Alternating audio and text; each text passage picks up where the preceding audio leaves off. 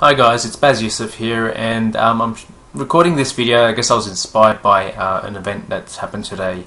Today being the 12th of August 2014, and unfortunately the sad part about it is that the event that occurred was the passing of one of the great legends in comedy and in film, that being Robin Williams. It's very, very, very sad tragedy that's happened, and I know I've had my share of feeling that that sadness throughout the day, and hearing about that. But I was also inspired to make this video because I mean, in the last couple of years, I mean, we've many legends and great names have passed away. But what stood out for me in this situation in particular was the fact that it's under investigation that it may have been a suicide, and I found this quite intriguing and quite interesting. Reason for that being is that for those of you who have seen Robin Williams films and seen him do stand up, he was one of the funniest guys in the industry. In fact, I was reading in an article just reading on the subject was that in '97 they even went as far as to call him the funniest man alive at the time. So quite a big accolade to have. So, and as we all know, he's quite funny. So, and I found that interesting, and it's not just for the fact that he was funny, but at least in my experience of Robin Williams, he was funny. He had this warmth to him, and he had this genuinity to him, and he just seemed like a really nice person, really nice individual, warm-hearted, and just always had this spark and sense of fun and adventure. And so hence why it was so interesting that this whole thing happened, well, allegedly may be a suicide, and hence why I called the title of this video "Even the Funniest of Them Get Depressed." And allegedly that in the past, it had been no secret that he was battling depression. And it's such an interesting contrast as someone that's so funny, so warm, so fun, so full of life and adventure, and is, I guess, in a sense, was on one extreme of the paradox, if you will, was also experiencing the extreme of the other side. And I find that really interesting, and it really got me thinking along the lines of happiness and what's real happiness, and ideas of happiness and that kind of thing. So just before I go into that, I guess just wanted to say rest in peace, Robin Williams. You were definitely one of my favorite actors, and I always remember some of the movies I remember him by were movies like Flubber and Mrs. Doubtfire, and I've seen my share of episodes of Mork and Mindy as well. So, and Jumanji, there's a few of them. So rest in peace, Robin Williams. Wow. What else is to say? Now, going on to the subject of happiness, which is what I just really touched on. I found it real interesting, talking about Robin Williams and being on really, just really going from one side of the paradox to the other, and then from one extreme to the other, and it's just interesting. And isn't it funny how someone who like when you think about what's interesting when you think about how, if you really ask a lot of people, and their idea of happiness is having money, having fame, having all the fancy things, and having the being a celebrity and having that public status and so on. Now that's not everyone, of course, but for a lot of people, especially some of the younger generation coming through, unfortunately, their idea of happiness can be very superficial. And look, I mean, to an extent, that's okay, as long as there's an understanding that that's a very hedonistic form of happiness. And by hedonistic, I mean, for those of you who aren't sure what that means, it's just basically a very short-lived, very outcome-based form of happiness, where it's like basically the same thing or similar, basically a similar effect that people would take drugs, it's always the next hit, and they need the next hit. So, and that's the same thing with happiness, or hedonistic happiness. and that being that, you know, if they get the money, or if they get that car, or if they get that woman or man, or whatever it may be, you know, and then it's very short-lived, and then, you know, eventually that you know, that feeling of that happiness passes, and they're constantly looking, hey, wow, I've got to find the next thing, I've got to, you know, find the next hit, I've got to find the next fix, you know what I mean? And it's a very, very unhealthy way to live, especially, particularly mentally and spiritually. It's a very unhealthy way to live. That, you know, it's okay to have and desire those things, but again, as I mentioned, with as long as you have the understanding that it's all temporary, and it doesn't last. Nothing ever really lasts, because everything that, you know, everything's always changing, and really, especially as it relates to the matter world, everything is very temporary.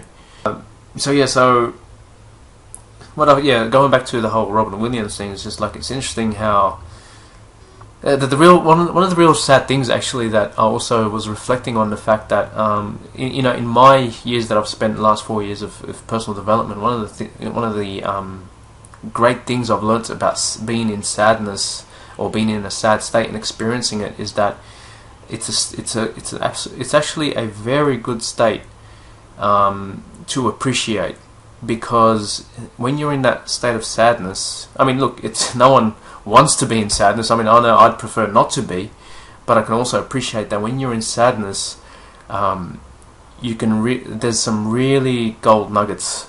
You know, there's some real gems in being sadness, but as long you know, as long as you're willing to be able to sit in it and not suppress it or not avoid it, and, you know, run away from it, and you allow yourself to really surrender to it and experience it. When you pass this through, it's just amazing.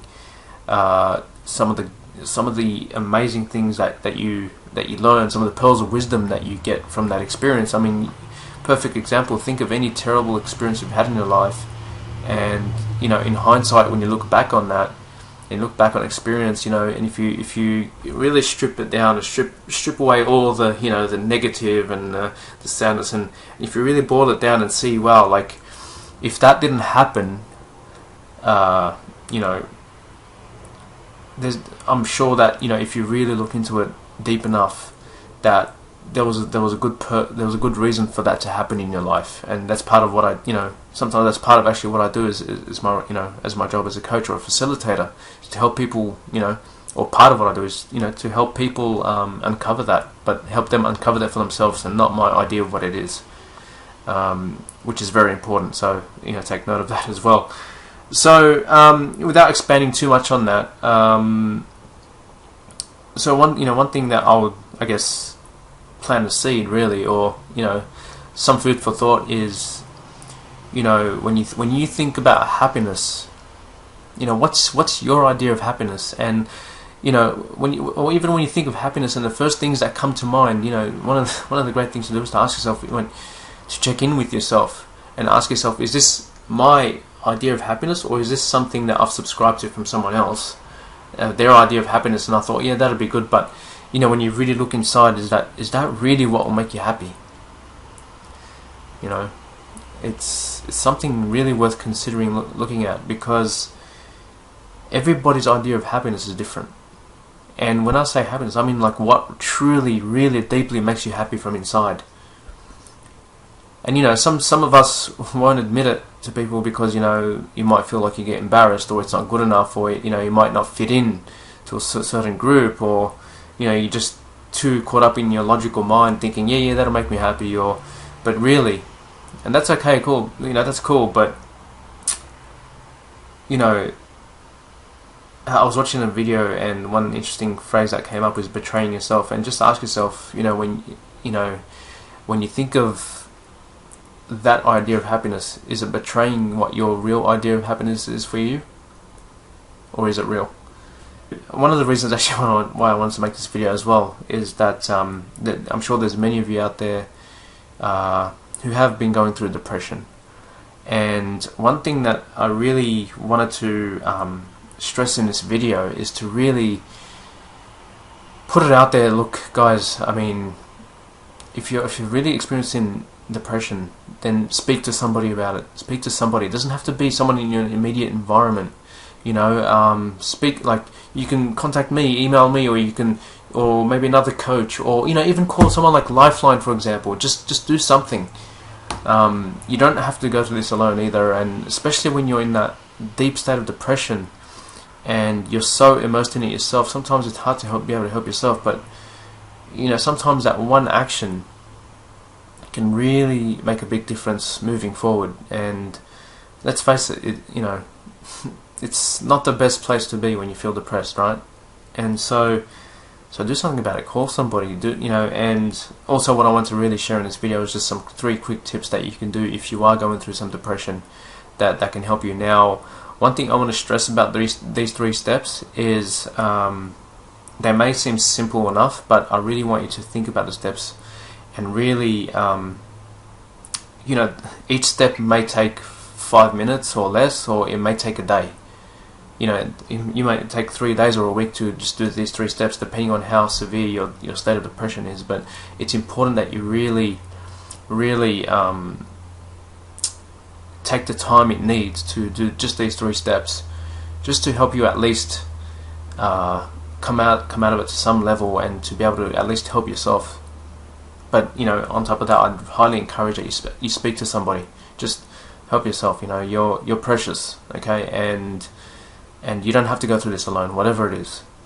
Okay, so first step is, and I know so many people talk about it, and it's a tip that's constantly given out there, but I can't stress the importance of how important it really is, particularly in our human makeup and the way we're made up, and especially the mind and how the mind's made up. And it's just such a really important one to focus on, and that is if you're really, especially if you're in a really deep state of depression, breathe.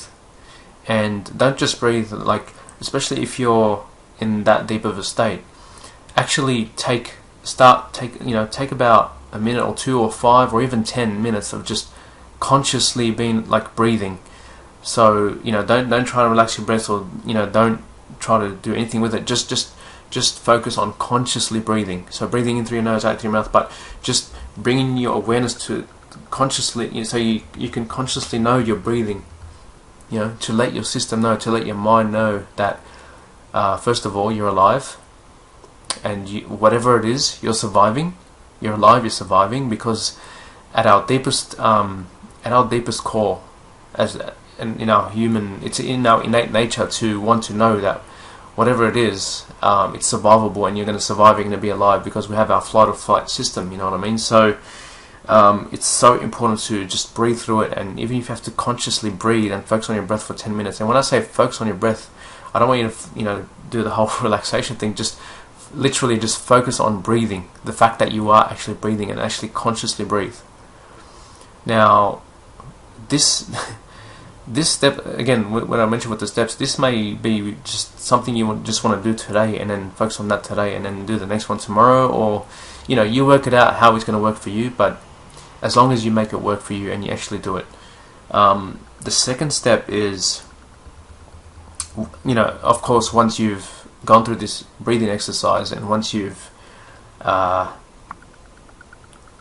of got it, your system's got it. I've survived, I'm alive. Okay, cool. Check. I'm alive. Everything's cool. Everything's just I'm calm now. I'm alive. It's good. So the second step is to really. I mean, there's only so far you can take this exercise, but at least start to really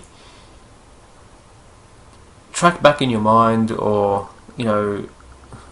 check in with your body, or whatever works for you. But try. Well, I won't say try, but really, when you think about the depression you're going through, and figure out what really triggered it for you. Now, more often than not, it's not what we think it is, but if you at least start somewhere of what triggered it, then you can start going on the path of what's the further trigger beyond that that's causing you to be in this state every time a particular thing happens, or a situation in life, or whatever it is that caused you to be depressed or sad in the first place. So once you've breathed and you've calmed down, then start to figure out, okay, so why am I even feeling this way? What happened? Like, and when did it happen? Like, how long have I been feeling like this? For some of you, they might be easy to answer. For some others of you, you might have to really do a bit of, well, soul searching, for lack of a better term at the moment. But just at least get that consciously get that working, so you can start seeking where it is, and start to pinpoint it. Okay, the more consciously aware you can make yourself of it, the more you can be aware of it, when it's coming. Like if it's a brick wall and you're driving in the car, and you can see the brick wall coming. Okay. The third, and again, this, how long this takes you is however long it takes you. You could, you could do this the same day you do the first step or whatever. You work it out. Whatever's going to work for you, as long as it works for you and you actually go through with it. And the third and final step that I'm going to give you, the final tip, would be I was tossing between two different things, because there's a lot of talk out there talking about write down a list of 10 things you're grateful for and this that, but part of the reason why I made this blog as well, because I know in my past there's been times where I've been depressed and I've gone through some depression, and I know that sometimes when you're going through that, and it can be hard to be grateful sometimes. Let's face it, when you're in that state, sometimes it can be hard to really be grateful for anything. But so after doing the first two steps, look, maybe you can get yourself to a point where you sit down and you have a piece of paper and you can start writing things, just a list of 10 or even 5 things you're grateful for. But one thing I also had in mind was that you can go for you can go for the gratitude list, or one of the other things you can do is that you can, let's say, sit down and write a list of 5 or 10 ways how things could be worse. I haven't really heard many people speak on that one, but it's just something I literally thought of not too long ago. Actually, it's just like, if you sit there and you write a list of how can this be worse than what it is, and just write that list down, whatever that may be. There's no right or wrong answer. It's just it's relative to what you believe of how it can be worse.